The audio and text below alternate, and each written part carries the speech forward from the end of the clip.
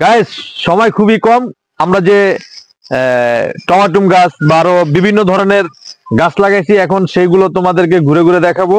আমাদের সাথেই থাকো, ঠিক আছে? এই যে আমাদের মাশাআল্লাহ টমাটুম গুলো খুব দ্রুত পেকে যাবে। এই যে দেখো, মাশাআল্লাহ মাশাআল্লাহ, আল্লাহর বরকত দিয়েছে, ঠিক আছে? আসলে এগুলোর জন্য খুব শ্রম দিতে হয়, পরিশ্রম করা লাগে, এদেরকে খুব যত্ন নিতে হয়। যত্ন নিলে আশা করা যায় ভালো কোনো ফল পাওয়া যায়। যেরকম ভাবে মানুষের শরীরের প্রতি যদি যত্ন নেয়, তাহলে ওই শরীরটা কিন্তু অনেক সুন্দর থাকে, তাকে দেখতেও বোঝা যায় সে একটি স্মার্ট। সময় খুবই কম। আমরা এখন ক্ষেতের ভিতরে যাচ্ছি।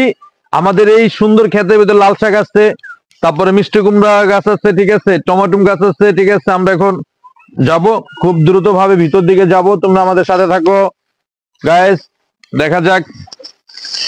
তোমাদেরকে দেখানোর জন্য এত কষ্ট করতেছি, আশা করি তোমরা দেখবে। এই যে দেখো, আমাদের এই গাছগুলো খুবই সুন্দর। আর একটা কথা মনে করে দিই, যখনই তোমরা কোনো খেতে বা কোথাও যাবা, সাবধান। গাছপালা ঠিক করবে বা দেখতে যাবে, তখন অবশ্যই মনে রাখবে রাসেল ভাইপার সাপ বা বড় ধরনের বিষাক্ত সাপ কিন্তু থাকতে পারে। এই সাপের থেকে বাঁচার জন্য খুব সতর্ক ভাবে এইসব ক্ষেতের ভিতরে হাত দিতে হবে, বাট এই মাছ ক্ষেতের ভিতরে যেতে হবে, ঠিক আছে? বন্ধুরা, মনে রাখবা, তোমার একটা ভুলের কারণে সাপের কামড়ে জীবনটা চলে যেতে পারে। তাই আমি সবাইকে সতর্ক ভাবে থাকতে বলবো। যখন তোমরা এই ধরনের ফসল বা কোনো ক্ষেতে যাবে, অবশ্যই খেয়াল রাখবে বিষাক্ত সাপ থেকে নিজেকে কিভাবে নিরাপদ রাখা যায়।